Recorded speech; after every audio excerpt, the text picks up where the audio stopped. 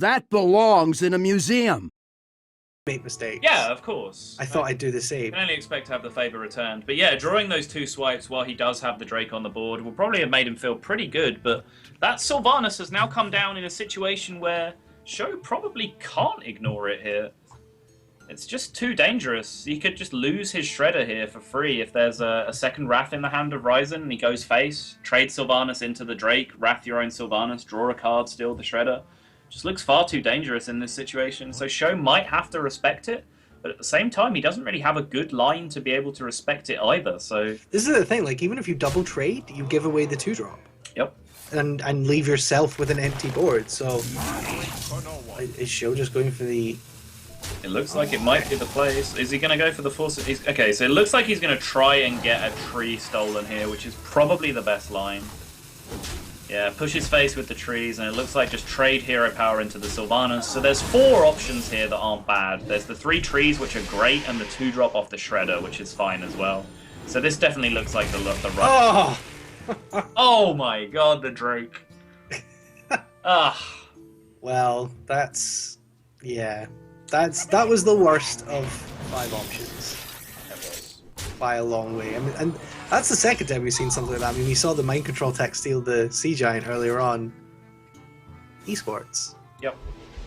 Respects the Armor Smith, obviously knows that the second Force of Nature Savage Roll would be lethal here if he left the Drake up on the board, but the swipe into Big Game Hunter play is going to clear the board up here. That kind of thing again, where we talked about investing your entire turn of tempo into one minion that had a purpose that solved a difficult problem. So you'd expect that your opponent was forced to use that Force of Nature. They weren't just throwing it away because they had the second one in hand. So the read that there's no combo is probably pretty solid here from Ryzen, and he's just going to try and win this game on overall value here with the great cards that he has in hand, the longevity of the Lore and the Drake. The swipe onto the Aspirant. Yeah. Hey, River Croc tanked to swipe. It's not too bad.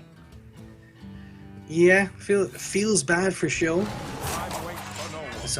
There's no lethal draw for either player at this position, right?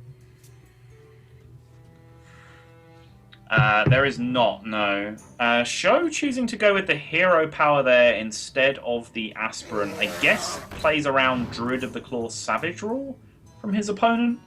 Having now seen the Force of Nature, he's looking for alternate ways that he dies outside of the combo. Druid of the Claw Savage Roar is one of the things that can do that. That's swipe top deck though! Oh, baby. Wow.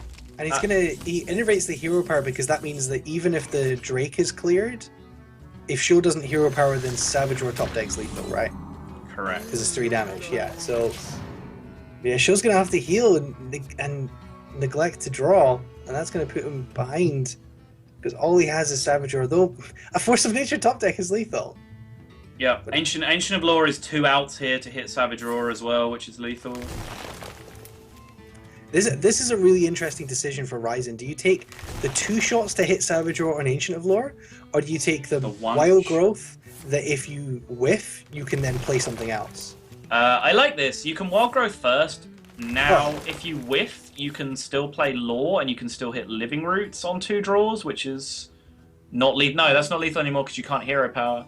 I'm not sure which is the best there mathematically, actually. Well, he Wild Growthed into Wild Growth, unfortunately. Yeah, not probably what he was looking for. But Lotheb is a good draw. If he plays that and just trades with the Aspirant, then just Savage Roar from his opponent is... Well, just Swipe is not lethal. Just Savage Roar is not lethal. So yeah, this seems fair. I think if you're playing the Lotheb, you do have to trade into the 2-3, though, to respect the Savage Roar. Yeah. Seems pretty tempting to go face when you're so close to lethal, but this seems right. This is a real nail-biter of a game here. There's just a couple of draws that could decide this game, but right now they're on really low health, and neither of them has a way to finish the other off. Because if Sjow trades the 5/5s together here and plays the Shade, there's no lethal in the backswing, right? Unless there's a Savage Roar picked up. Yep, if he gets the hero power in as well, we're now back in the same situation where he doesn't have the Wild Growths anymore, so he probably will just play Ancient of Lore to dig. But due to that 1 extra health being gained from the armor, he's removed a couple of cards from the equation here. He's actually just going to try and use Ancient of Law to go long here in this game and just respect his additional value on the board, which makes a lot of sense, but still, second Force of Nature top deck here from Sjow will get the job done. It's not good enough. It's not good enough. And he has to heal here, right? He has to heal, he has to trade into the Drake. That's the only way he stays alive. But I don't think it's good enough overall, because Ryzen's going to be 1 damage off lethal if Sjow heals. But, you know, even if he doesn't top deck lethal, he trades the 5/5s and he just plays Thorsan and Shredder. And like, how do you come back from that at that point? He'll be out of range of combo. He's going to Savage Draw and kill the 5/5? I guess this makes sense. Yeah, no, this is right. This is the only play that ever wins the game, I think. Yeah. Well played. Oh, the Force of Nature off the top. Didn't even get to see it come into the hand first. And there you go, Ryzen up